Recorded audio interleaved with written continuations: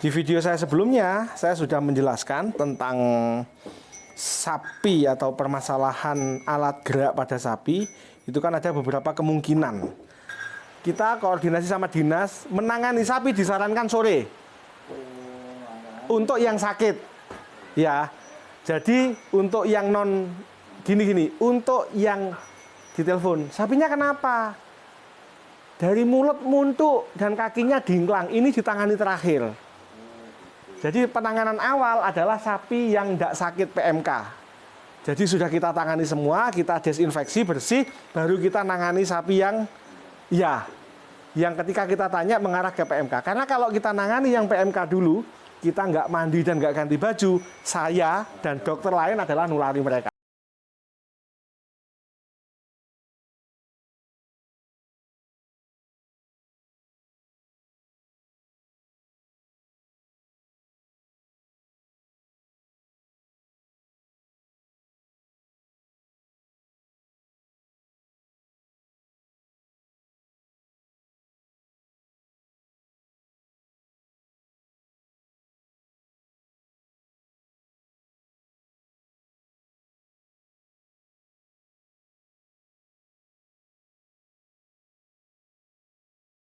Laskar Ngarit, hari ini saya di rumahnya Pak Ismanto di Jalan Darungan Laskar Ngarit. Jadi ini sapi monster ya, sangat lagi calonan napi ini. Keluhannya Laskar Ngarit, sapinya Pak Ismanto ini seminggu ini, nah kelihatan ya.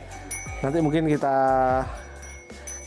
syuting ya pas posisi kesakitan. Jadi sapinya Pak Ismanto ini Laskar Ngarit itu kaki depan itu dia nggak mau menumpu ya, kalau kita amati. Jadi dia kayak kesakitan ya. Jadi normalnya begini, ini dia kayak menahan. Nah, dia nggak bisa menumpu. Di video saya sebelumnya, saya sudah menjelaskan tentang sapi atau permasalahan alat gerak pada sapi. Itu kan ada beberapa kemungkinan. Kemungkinan yang pertama masalahnya ada di teracak. Kemungkinan yang kedua ada di muskuloskeletal ya, otot. Kemungkinan yang ketiga ada di persendian, joint arthritis dan lain-lain, kepelengkang dan lain-lain. Kemungkinan yang keempat adalah masalah metabolisme atau demam. Nah, ini mau kita periksa dulu. Pak Ismanto, monggo dipegangi. Jadi Laskar Ngarit, kalau yang sakit teracak maka pendekatan pengobatannya berbeda, joint arthritis berbeda, kekurangan nutrisi juga berbeda, demam juga berbeda. Maka dari itu kita harus memeriksa dengan detail sapinya Pak Ismanto. Nah, ini kita untuk mengetahui ya, kita perlu melakukan pemeriksaan suhu dulu. Dan ini nggak ganti-ganti, tetap di kaki kanan depan saja. Nah, berarti kita eliminir Laskar Ngarit. Kalau demam karena BEF atau demam karena lainnya, yang namanya dingklang Laskar Ngarit itu dia dingklangnya ganti-ganti Pak Ismanto. Nah, berarti sapinya Pak Ismanto ini kakinya yang bermasalah sudah pasti bukan karena demam, bukan karena BEF. Oke, nah kita evaluasi yang lain. Nah, dia Laskar Ngarit suhunya sumer 39, nah nun sewu Pak Ismanto 39,2. Jadi suhunya normal tapi rodo hangat. Rodo hangatnya bisa karena cuaca, bisa karena nahan sakit. Nah, itulah Laskar Ngarit ya. Iki super hari ini. Istimewa. Bentar. Oke.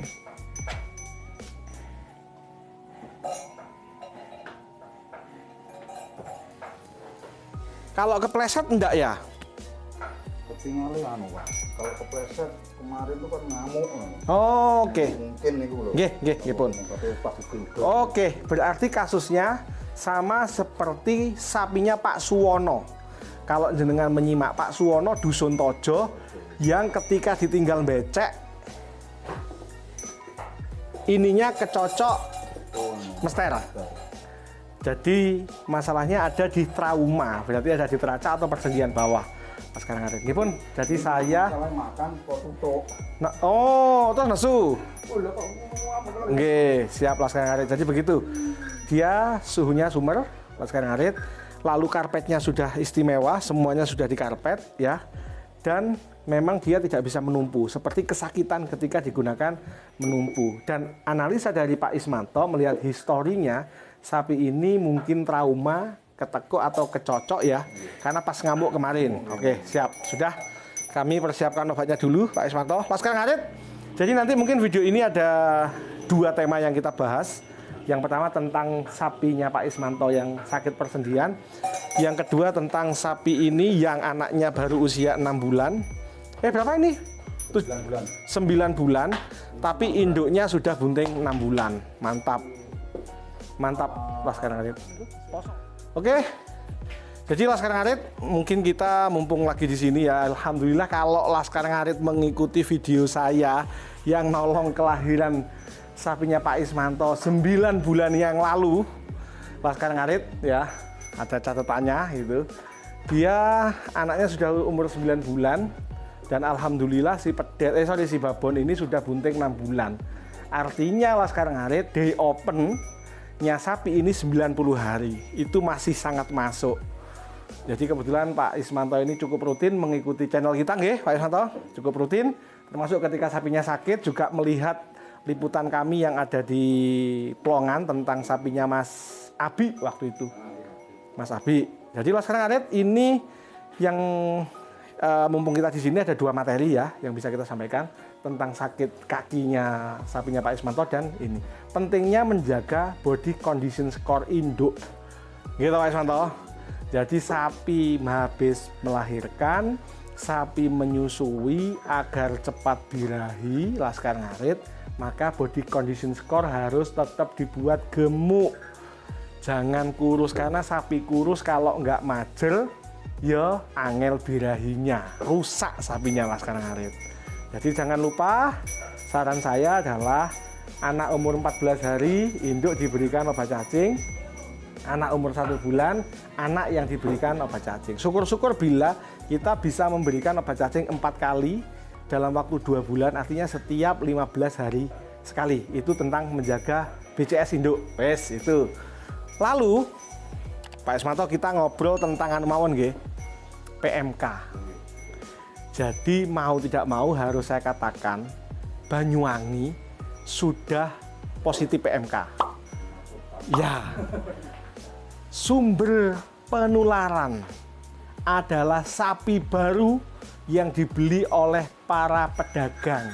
Wes, di Kecamatan Licin, di Kecamatan Songgon, di Kecamatan Tegal Delimo, semua informasi yang masuk ini dari bakul kasusnya. Ketika kita ngobrol-ngobrol dengan dokter yang menangani tersebut, mereka bilang bahwa semuanya adalah sapi baru. Jadi sapi tas tuku muncul gejala. Blokir ya, lockdown. Betul. Itu. Iya. Makanya Laskar Ngarit di 3 video saya tentang PMK itu, Laskar Ngarit jangan sampai membeli sapi baru dulu. Lockdown, bahkan hati-hati. Jadi bahkan Pak Ismanto, kita koordinasi sama dinas, menangani sapi disarankan sore. Untuk yang sakit. Ya, jadi untuk yang non gini-gini, untuk yang ditelepon, sapinya kenapa?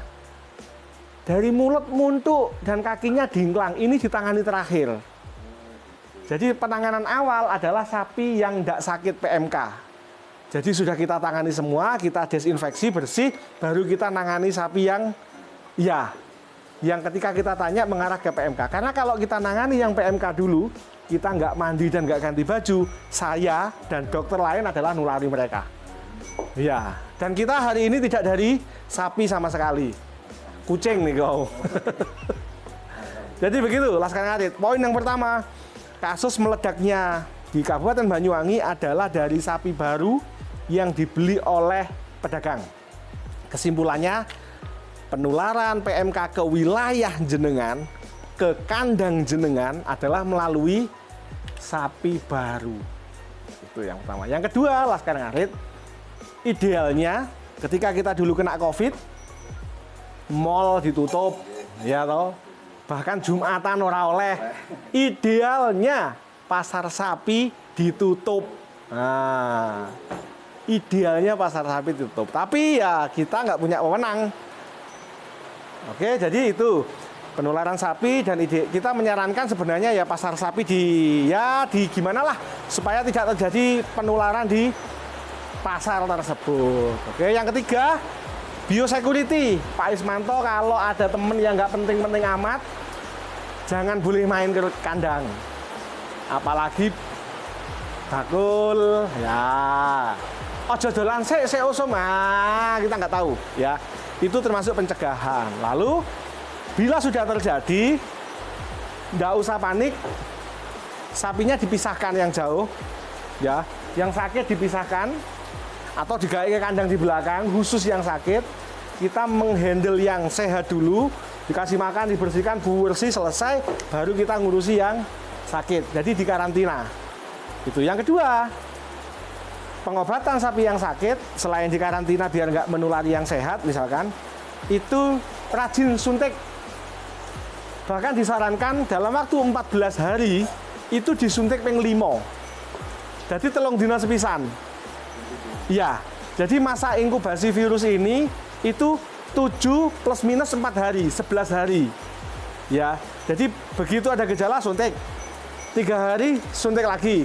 3 hari suntik lagi sampai betul-betul selesai. Dan yang penting nanti kita akan mengadakan sumbangan ke penderita, ya.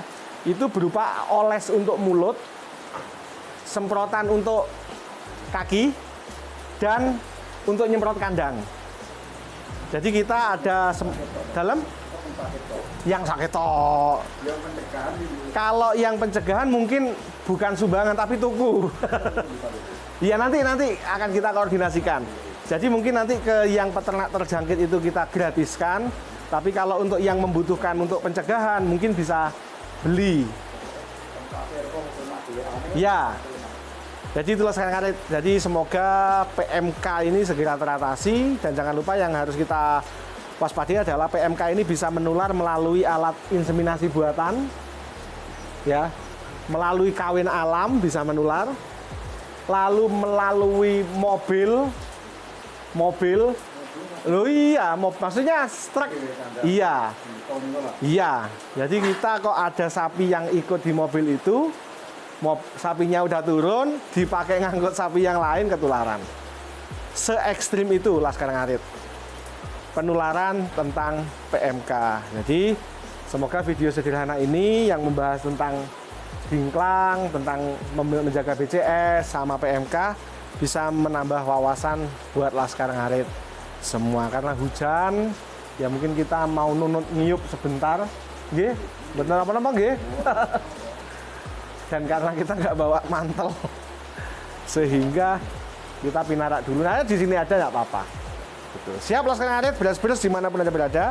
Itu yang bisa kita sampaikan melalui video sederhana ini. Jangan lupa, biar saya semangat bikin video, like, subscribe, komen, dan bantu share di Facebook, WhatsApp, Instagram, dan semua sosial media. Matur nuwun lemah teles, Gusti Allah sing males. Matur nuwun lemah teles, Gusti Allah sing bales. Wassalamualaikum warahmatullahi wabarakatuh. Laskar Ngarit tetap semangat.